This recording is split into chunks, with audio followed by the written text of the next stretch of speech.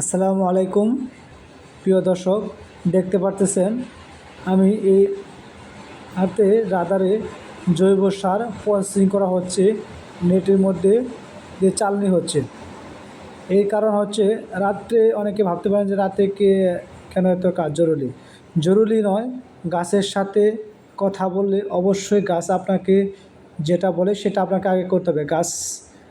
সেদিন গিয়েছিলাম বাগান ভিজিটে, দেখি যে বাগানে পেঁপে বাগানে এখন আমার জৈব সারের ঘাটতি আছে এবং জৈব সার অতি দ্রুত দেওয়ার প্রয়োজন, যেহেতু গাছে ফুল ফল চলে আসতেছে, চলে আসবে অল্প দিনের মধ্যে। তাই এই যে দেখতে পাচ্ছেন আমি এই যে জৈব সারটা এই প্রসেসিং করতেছি এই চালনি দিয়ে। এটা আমি আরও 1 মাস আগে টাইকোডার্মা হার্জিনিয়াম অ্যাগ্রোয়ানে থেকে এনে এটা মিক্স আপ করেছি এবং টিএসপি এবং পটাশ দিয়েছি এবং চিটাগুড় দিয়েছি। এখানে দিয়েছি আরও খোল, সরিষা ভাঙা যে উৎকৃষ্ট যে থাকে খোল, সেই খোল ভাঙা দিয়েছি।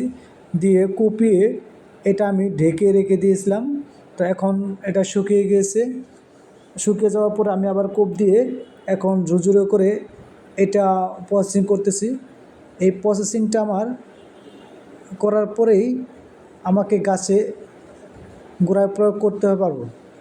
এবং অনেকে বলতে পারেন যে কেন প্রসেসিং প্রয়োজন, এটা তো প্রসেসিং ছাড়াই এই জৈব সারটি গাছে গোড়ায় দেওয়া যাবে। হ্যাঁ, দেওয়া যাবে, কিন্তু আপনি যদি একজন স্মার্ট এবং তরুণ উদ্যোক্তা হন, আপনার মধ্যে অবশ্যই ডিফিকাল্টি কিছু উদ্ভাবনী বা কিছু চিন্তা শক্তি আপনার প্রজেক্টে প্রয়োগ করতে হবে। তাই সেই প্রয়োগ থেকে আমি এরকম নতুন নতুন তথ্য এবং উদ্ভাবনী জ্ঞান অর্জনের জন্য আমার পেজের সাথে থাকুন। সে পর্যন্ত সবাই ভালো থাকুন। আল্লাহ হাফেজ। মধুপুরের ঐতিহ্যবাহী সেই ভাস্কর্য আনারসের চিত্র।